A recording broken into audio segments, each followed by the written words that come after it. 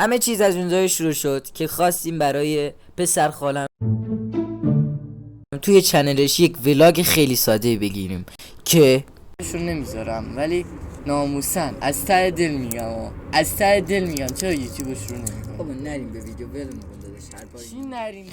وایسا ببینم چرا واقعا یوتیوبش رو نکردم. خب خیلی حرفو دارن مردم که من جوابشون واقعا نمیدونم. اینو باید بین خودمون بمونه. ولی واقعا چرا یوتیوبش رو نکنم؟ چرا این اولین ویدیو نباشه؟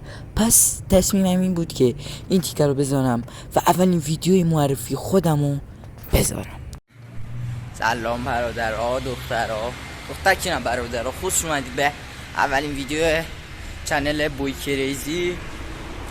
امیدوارم که راضی باشید، که راضی میشی داداش دیگه. راضی نشی باید راضی بشی برادر، باید راضی باشی. راضی دیگه بگو راضی، تو کامنت ها بگو راضی. همونطور که میدونید من یه پسر خاله دارم. اول ویدیو دیگه دیدی دیگه میدونید داشت دیگه میدونید پسر خالم بود که گفت چرا یوتیوب شروع نمی‌کنی. من جوابم نداشتم، پس این باعث شده که من دارم این ویدیو رو ضبط میکنم. حتما لینک چنلش هم توی کپشن میذارم. یه ویدیو گذاشتیم، یعنی اولین ویدیو چنلش بود که آپلود کردیم. وای چه بلایی سر من آوردین دایی. آره دیگه نگم براتون، همین باعث شده که من یوتیوب شروع کنم. همین که الان دارم میرم تو ویدیوش فیلم برداری کنم، قرار به چخ برم فکر کنم. فدا سرتون گوگلی شما، فقط لایک کنی، لایک بکوب دیگه، لایک بکوب دختر پسرم هستی، لایک بکوب. وای شوخی میکنم برادر، شوخی میکنم. بری خب همین داشتم میگفتم.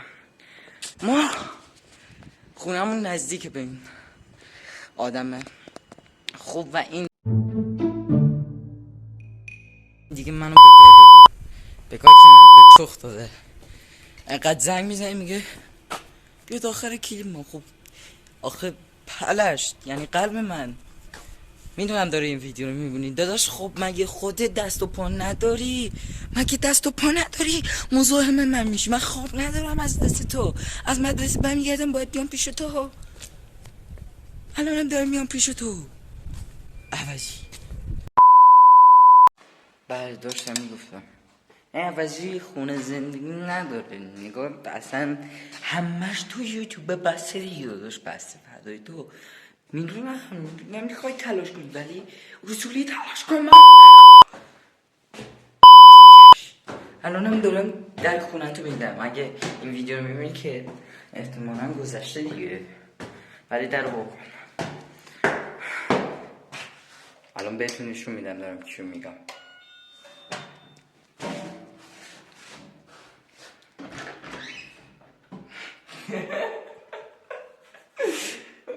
چرا دست از سنگ من نمیداری داشت؟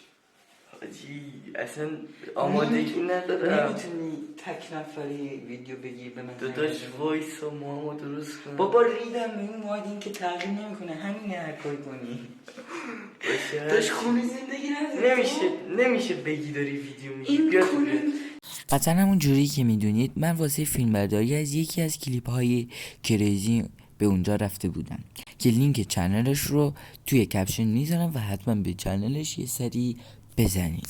خب بچه‌ها اینم بود از این ویدیو معرفی نامه خودم بود. امیدوارم که راضی باشید. ویدیو رو لایک کنید، کامنت بذارید، انگلیسی بذارید. واسه اولی ویدیو خوبه بید.